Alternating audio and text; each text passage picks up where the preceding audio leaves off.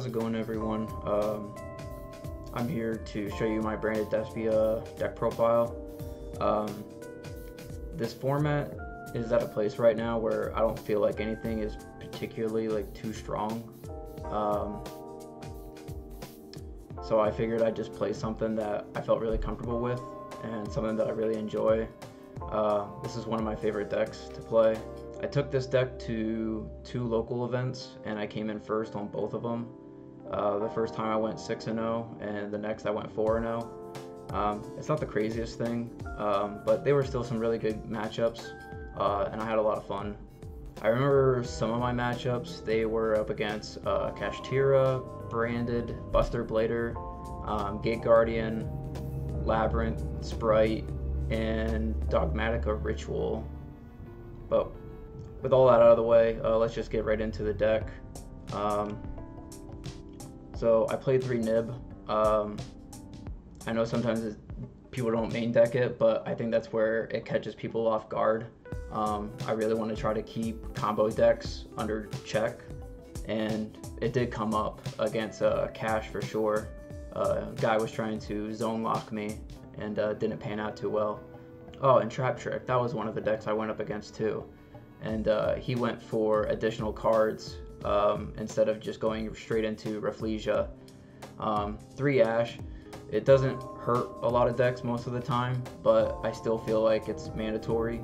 Again, if you can just stop one special from the deck or an ad, that can at least minimize the type of board that you're running into. 1 Dramaturge, Ad Libitum, 3 Luber, 3 Tragedy. I know this card gets cut in profiles, but I'm running Allure of Darkness, so I figured even if I have it in hand along with this, it's just a lot of card advantage that I really want. 2 Albaz, 3 Edge Imp Chain. I am running the Frightfur engine. Again, I really like the draw power and always having extra cards, plus the fact that this card can trigger by discarding it for Lubellion, I think is really nice. We are playing Dragoons, so I am doing the Hex Seal. I know that this is another card where sometimes it gets replaced by Dark Magician. I don't think that's a bad call. It gives Dragoon the pop if you run Dark Magician, which is nice. The reason why I run it, the Hex Seal, is just because it's a target for Albion. Sometimes you don't want to go into Lubellion because you don't want to lose the card. So having this is nice. And sometimes if your opponent thinks that this is all you have, you can catch them off guard. So a play that came up was I got hit by DD Crow and a Bestial, and they got rid of this card. But I was still able to resolve the Albion and fuse into Lubellion, and then I just got to shuffle the 2 cards back along with this and still make Dragoon, so it didn't prevent anything. I run the field spell. I really like having Poly available, whether it's the actual Poly or the field spell. Just being able to always perform a fusion summon if you can is really nice. Adds a lot of pressure, and the floating effect causes your opponent to sometimes having to play in certain ways. 3 Branded Fusion, 3 Opening, just for consistency. 2 Branded in red. You can either search it, or if you end up drawing it, again, why we're playing 2, is sometimes really nice. The 3 Patchwork, 3 Poly, 3 Allure, and then 1 Foolish and 1 Gold Sark just off of the Tragedy. Sometimes just resolving one of these to get to Tragedy can really get you going, which is really nice for just a 1 card to do that. For the extra deck, I'm running Dragoon, Pruskinian. This card's pretty nice sometimes. It doesn't always come up, but when it does, it can apply a lot of pressure. The stats on this card alone can provide that, but the fact that it's also a quick effect reborn. 2 Mirror Jade, 2 Lubellion, 3 Albion, just because again we go into it with the Hex Seal, so you still have the additional 2 to send for Mirror Jade. 1 Titanclad, just another thing for Mirror Jade, but you can even go into it to run over big bodies. 3 Masquerade. I did not have Chimera with me, so otherwise that would have taken up one of these slots and just run the 2. So if you have it, I would recommend that. But there are times as well where you can make 2 on your turn and then make the 3rd if you have the branded in red. And then 2 Quartus. This could probably be cut for something else if you're running one of the newer fusions, I think. But I think having one is really nice though too, just because I think this card's actually nice. The stat reduction effect can slow down your opponent and make it difficult. And at the same time, your opponent doesn't always want to get rid of this by a card effect. And then for the sideboard, I'm running 3 Evenly, 3 Dark Ruler, 2 Raigeki. This card didn't really come up that much. It came up once, and it kind of just helped break the board a little bit, or it can even like just eat out a negate, forcing your opponent to do something about it. But I think maybe in the future, like, this card can probably get cut. I just don't know for what yet. 3 Lightning Storm, 1 Feather Duster. These are like the main back row removal cards. Evenly can do that too. It can do a lot more, which makes it a nicer card, but this deck really struggles against back row, so I think that these are like kind of mandatory. I know that people will play like Cosmics so that they can chain to back row, but I don't really think that that really does anything.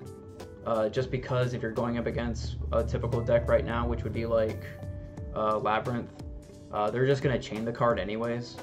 So it doesn't do anything except for, you know, you lost a card and 1,000 life points. And then 3 Lancia. This card actually did quite a bit of work. I know that this is another card that doesn't typically get played, but for example, when I went up against Kashtira, I won game 1, we side in for game 2. They opt to go first. They had Unicorn to search Theosis, and then Theosis to special.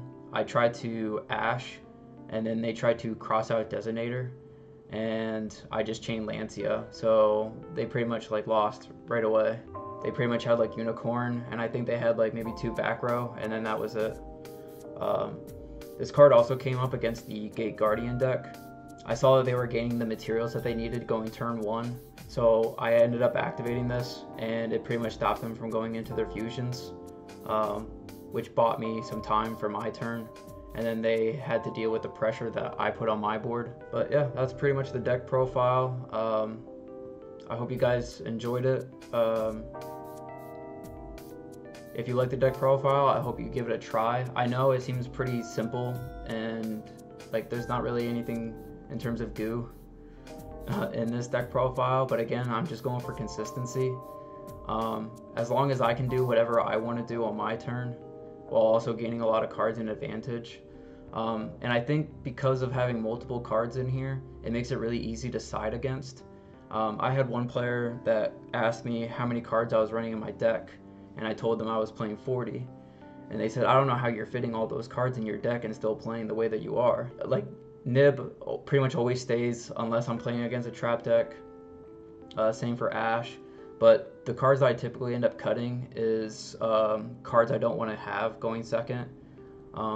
So I end up cutting like all 3 Allures. I cut a Branded in red because I don't really want to see it going second. I cut a Branded Opening. Yeah, it adds to consistency, but sometimes paying an extra card to get the special or the ad hurts a lot.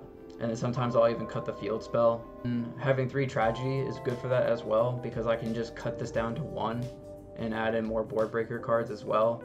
And having it at 1 while still playing the Foolish or Gold Sark, it makes it so that you tend not to draw this card, but you can still draw one of these 2, and you can still combo from there. So again, that was the deck profile. Hope you guys enjoyed it. Hope you get to try it out, and I'll see you next time. Bye.